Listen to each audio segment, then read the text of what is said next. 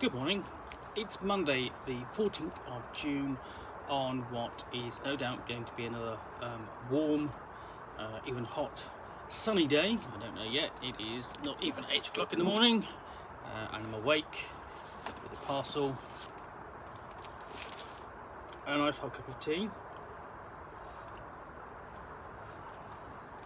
So, getting to the bottom of all the parcels I've got to open at the moment. So let's find out what's in this one.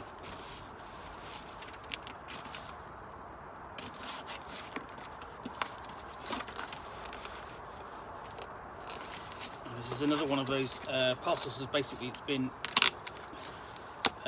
constructed from cardboard, so it's not immediately, easy to open. You're just going, well, where's the cut? Where are the cut lines on this? If you're working your way around the, so that's one open.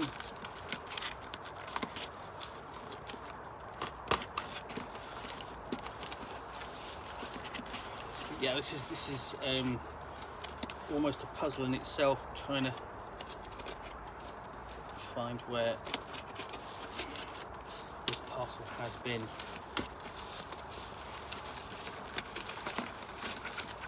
Oh, there we go, it's almost there.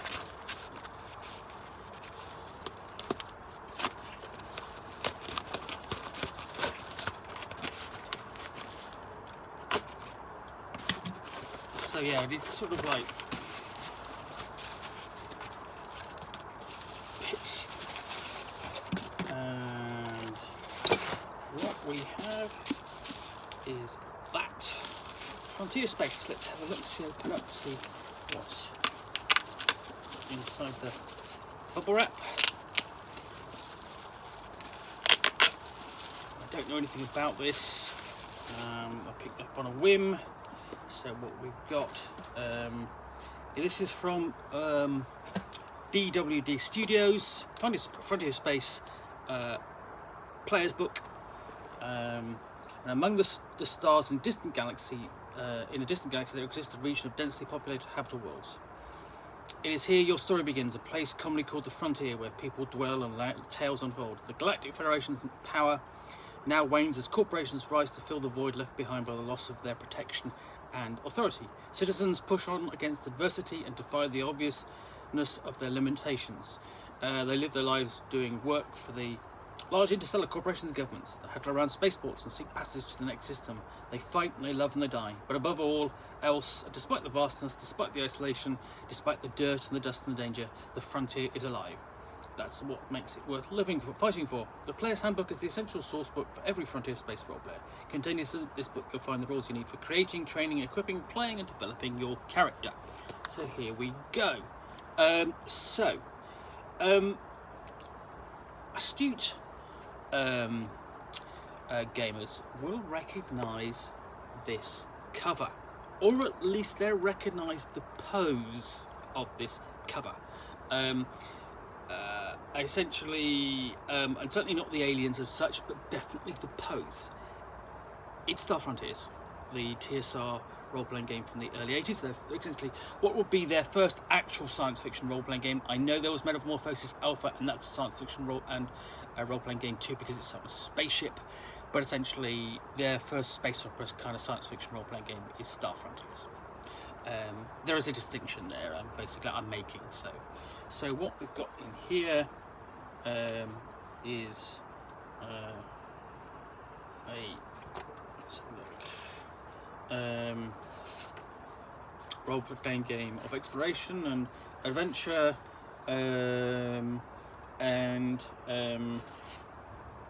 essentially science fiction. The sort of thing where there are aliens and spaceships and blasters and space opera. Just trying to see this. The layout is nice and clean. You have essentially skills and abilities are percentages. and you have a very simple list of skills there. There's the attributes. There, you can see the skills list there. Put that a bit closer so you can see. So, you know, basic academic, artist, commander, explorer, marksman, medic, and so on. Technician, thief, warrior. Covers it just about everything you would probably think of. We've got one of the things it being a player's handbook, I mean, what I like about that sort of thing is you've got a decent example of play here, and that's over a couple of pages long. You know, it's a page or two long. That's really useful. And then we're going to character creation. Abilities are rolled on 2d6, and then the score recorded. And then essentially, presumably, I think skills are based off your abilities, and you get one at the straight percentage, and then another couple at their basically lesser, and then we have the different races.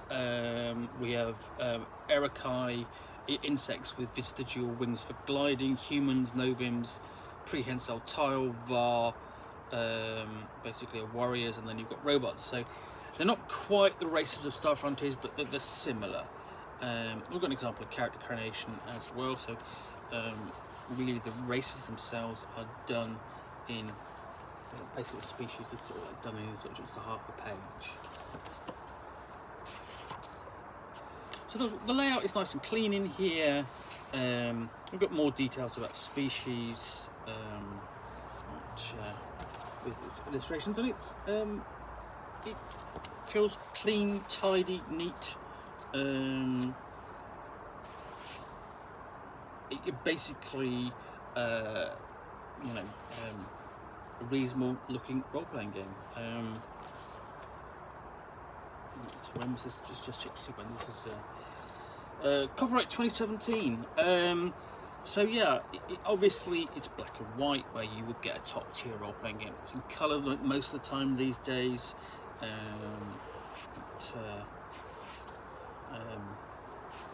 So yeah, and again, short list of skills, which should basically cover most situations. And we go on to technology. So pistols, auto pistol, blast pistol, electro stunner, gyrojet pistol, laser, semi-auto pistol, sonic stunner, wrist rockets, all there. Essentially, it's enough there for your science fiction, gamer to run around with and unleash, blasts of energy. And here we've got illustrations. I mean, basically, if you're going to put in weapons list, always put illustrations in, because I know the argument is that a gun is a gun is a gun. Yes, it is, but at the same time, it sort of like adds verisimilitude. You know, what does this rifle look like? It gives a sense of the world. And in most role-playing games, it's sort of like so many role-playing games, people are going to arm with weapons and they want to know what they're carrying. So let's see what we've got to. We have essentially, you have defensive screens that people are aware, as well as armor. We have things like, basically, it's interesting thing is whereas you have something like Star Frontiers from the early 80s, almost 40 years ago now, you would think it doesn't have things like digital assistants or mobile phones or stuff like that. Here we do. So obviously the wristcom is nothing new, because we've had that in science fiction for years, but it's sort of like the data assistant there again is sort of nothing new, because you think it goes all the way back. You think to Star Trek with the data pads. But here, it's really more explicit. Not every role-playing game sort of does that or thinks of having that kind of thing in here. And it's a weird sort of, sometimes that sort of thing, it has been a weird omission in the past, where technology is kind of caught up with science fiction you know, before it can adapt. So yeah, extensive list of equipment, character development, and then we go on to robots, and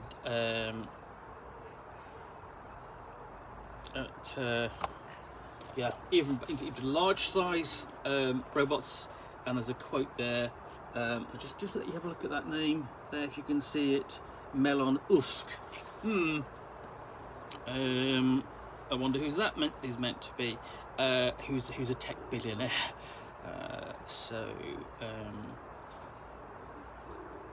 Different types of robots.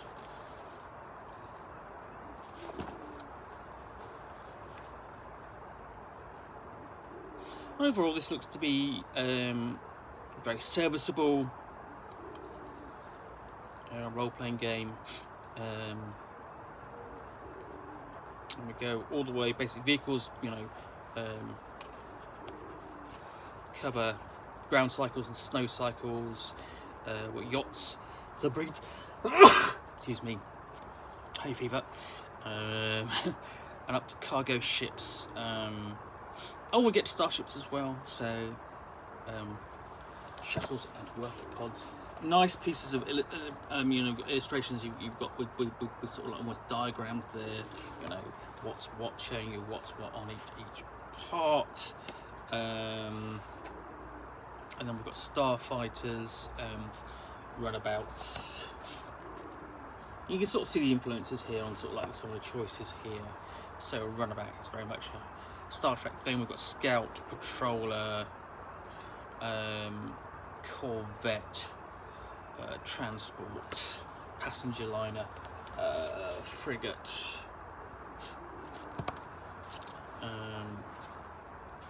The only thing I'm kind of missing from here is there are no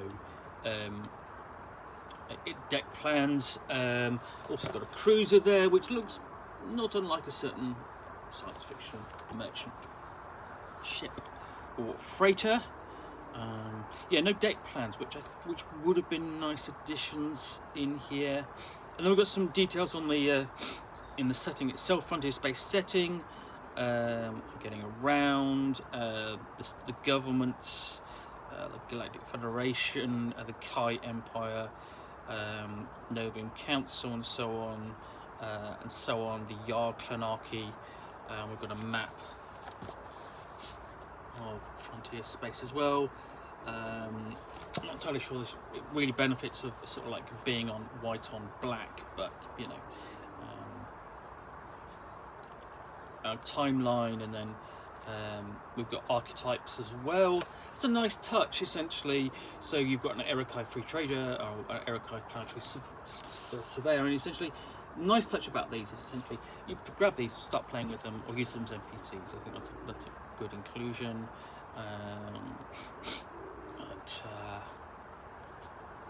So yeah, that's the player's book for Frontier Space from DwD Games. DwD Studios. Right. Well, thank you very much for watching another unboxing in the Nook. I hope you've enjoyed it.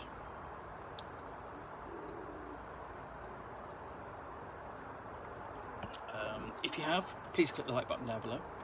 And if you've got any comments or feedback, do take the time to read those. And of course, if you'd like to be alerted to yet more unboxings in the Nook, where you'll see me here with another book and parcel to unbox and a nice hot cup of tea, please subscribe, and then hopefully we'll see you back again here soon. Bye for now, and thanks for watching.